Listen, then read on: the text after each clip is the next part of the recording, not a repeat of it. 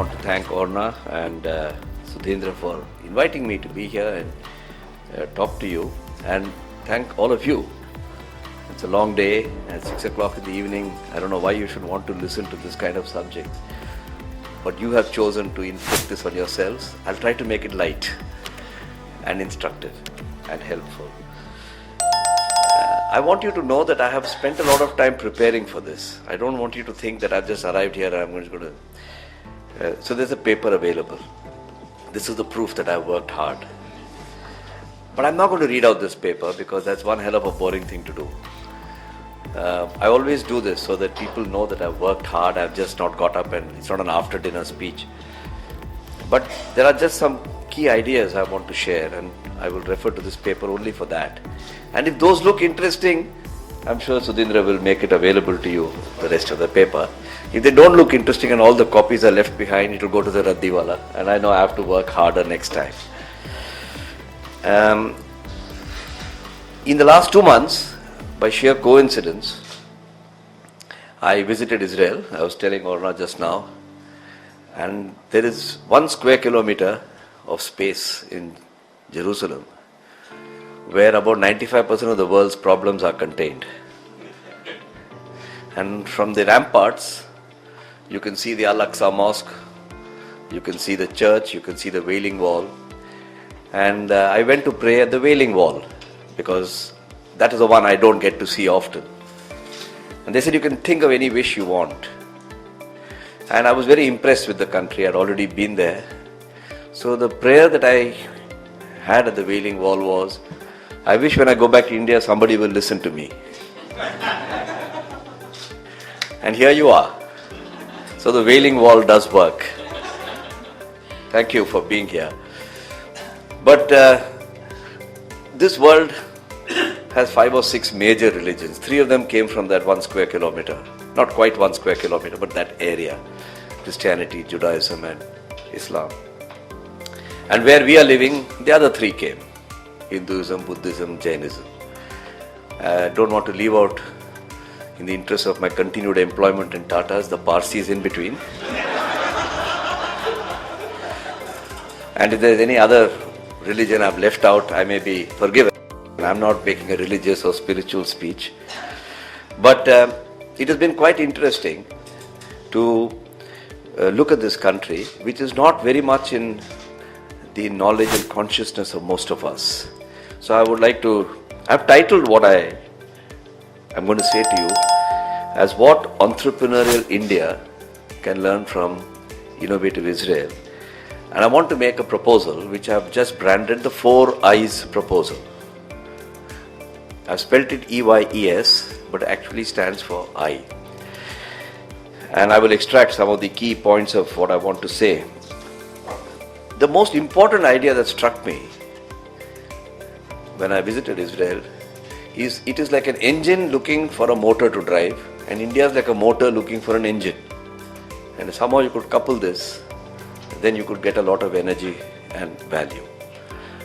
Israel is definitely very innovative, and I'm using the word innovative. There are lots of definitions of innovation. I'm using the word innovative to see the ability to think up of a lot of ideas, the ability to prototype and prove those ideas. But you need a third part, which is where the motor comes in. You need a market where you can implement it. And so that large number of people can benefit from that innovation. That Israel lacks. We have plenty of them. So you may come up with a very, very good idea, but you need a market for it. And so the kind of issues and problems that we have in India, which could use that, the ideas that you have in Israel, are quite phenomenal. And I'll give you one example we were talking about just before we came in here. It's not in my paper. Drip irrigation, you saw that film just now. And I was asking Mr. Kulkarni, why can't ORF work on an idea where you take 10 districts in India, use drip irrigation technology and demonstrate that this country can produce 4 times the amount of food, even though we got a water resource shortage. You don't have to go all over the country. You don't have to go to 550 districts. Don't talk to me about agriculture minister in the center and the state. Choose one state, just do it in 3 districts. And with a bit of luck, that will be something that we will work upon in the future. Israel can make terrific tomato seeds. but who will grow the tomatoes and eat them? And we got all the guys who can eat the tomatoes. So there are lots of such ideas. I've chosen both from agriculture. And therefore I've called it the 4 Eyes program to mean India, Israel, Innovation Initiative. So it is actually 4 Eyes. Then on Republic Day, in a spirit of innovation, I changed it to EYES because it can also be as valuable as your eyes. Without being touristic about it, as a business person, most of you here I think are business people, and we go to a country, we see a bit of tourism, but most of the time goes on looking at our commercial opportunities. Let me share with you a few similarities and a few differences which cause me to feel that it's possible to couple this innovation engine and this market motor. Firstly, you have to have enterprise. I call India the most enterprising nation in the world. We are the most enterprising nation in the world because we have been enterprising all the time. You had the Tamils who went to Sri Lanka 2000 years ago. You had the Gujaratis. The Tamils went on to Malaysia. They went to Bali. They went to all over the Far East. You had the Gujaratis who went all over to East Africa. You had people from Middle India going into Jamaica and Trinidad. And you had a small community of what they call Punjabis and Sindhis who went everywhere. It doesn't matter where you went, they were there. At least one member of each of these communities. Where else in the world will you find people who are separated by 2,500 kilometers, just evaporating like molecules wherever there is a little space for a molecule to fit in? There's lots of evidence of this. Long before King Solomon was ruling, India was already exporting grain to Mesopotamia, which is now called Iraq. Israel is also a very outward-looking country. Being on the Mediterranean rim, they have also had many stories and archaeological and historical evidences from the time of King Solomon of trade with King Hiram, I think, of Tyre or Tyre, I don't know how you pronounce it. And so if you're a sea coastal nation, you tend to be outward looking, and both our countries have been very, very outward looking. So those are some of the similarities, and it's very interesting. Both these countries have had their own history, not identical but different histories, of what you might call repression, suppression, oppression, whichever word you want to use. Colonialism in one case and the exodus in the other. But this gene of entrepreneurship has not been killed. Never in the history of either of these peoples has there been total isolation from the world. But you look at China, you look at Japan, you look at Korea, there were large swaths of time during their history, 200, 300, 400 years, when they were completely cut off. After the Ming dynasty, they got cut off completely. Until the Meiji restoration, Japan got completely cut off. And same with Korea. But these have been porous societies. All the time they have had interactions. And therefore this gene of entrepreneurship, even through our 50 years of socialism here, we never could kill it. You could suppress it temporarily. If you couldn't keep the entrepreneur down, he went away to Nigeria or to somewhere else to earn a living. And then, like my good friend Bhagwan Advani, they've come back from Nigeria now that they're allowed to flourish. So this is a very common set of features between these two. I do believe from a business point of view, if you call it business culture rather than cultural culture, there are points at which the gear teeth of both of these can fit together. Now, having said that, I want to specifically talk about some features of our entrepreneurship and Israeli innovativeness, which also fit together. It is a very, in India we generally believe that we are short of resources. Every other finance minister for the last 50 years has got up and made a budget speech in which he gives you the impression that he's short of resources. And you give him the impression that you believe him. And the media give the impression that they want to report on this. And this charade goes on. India's problem is we have too much resource. Israel is an example where you don't have the resource. So who are the most enterprising people in India? The people from Kutch, the people from Sindh, the people from Rajasthan.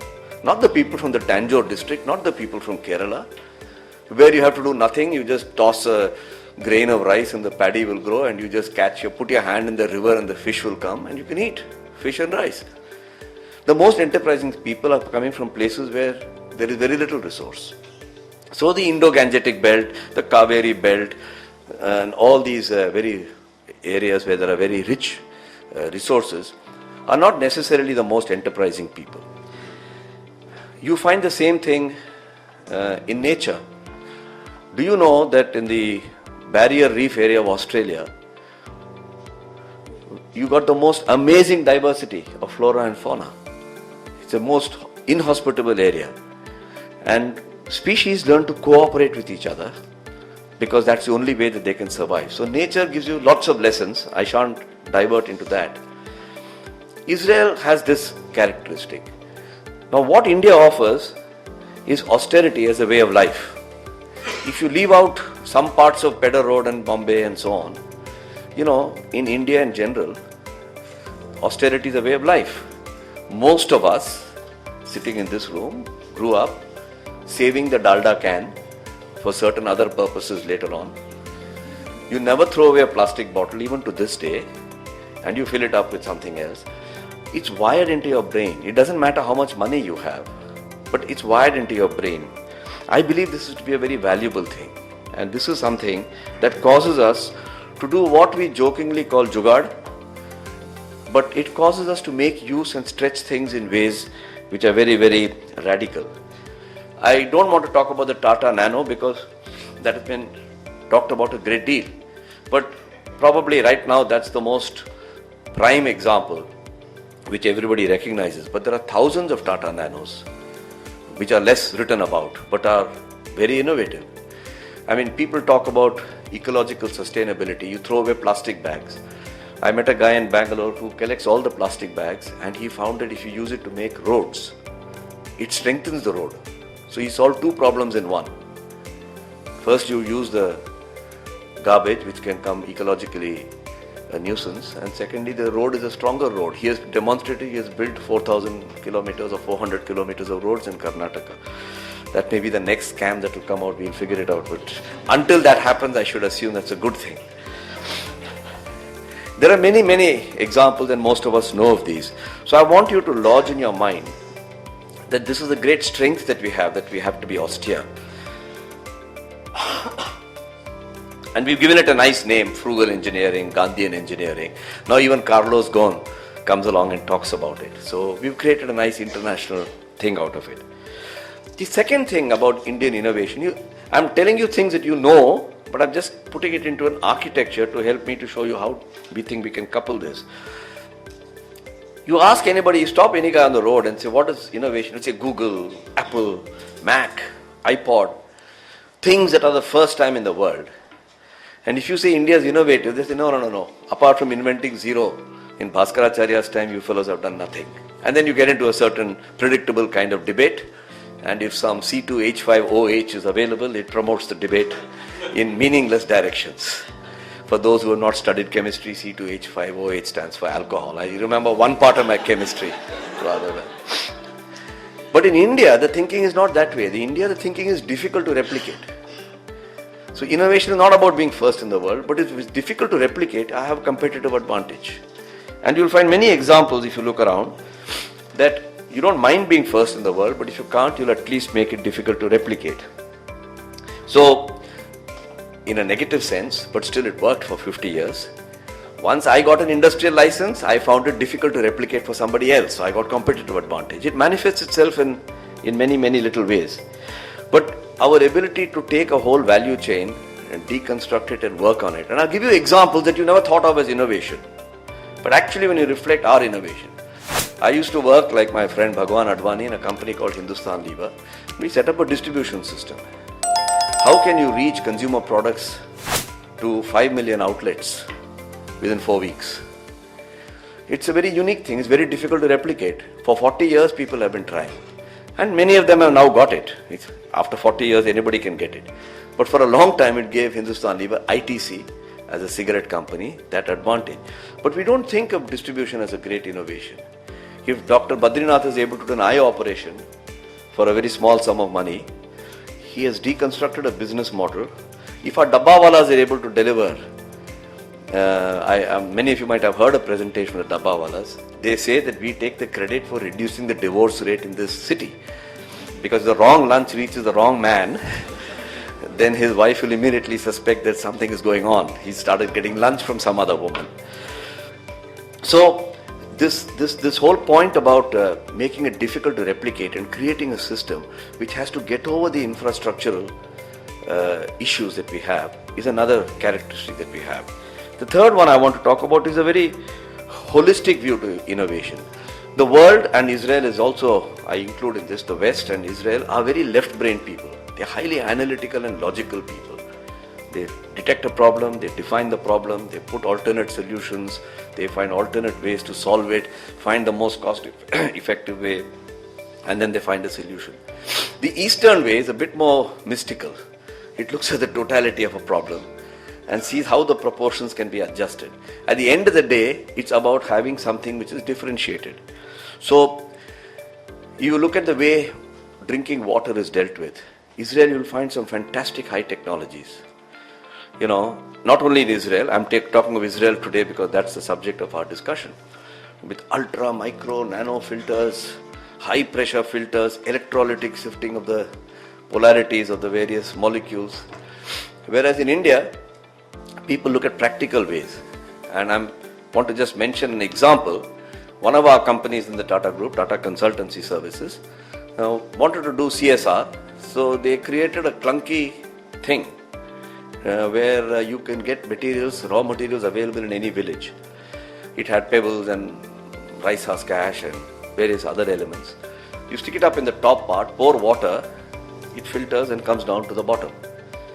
It is replicating what happens in the Himalayas when water trickles down through natural materials.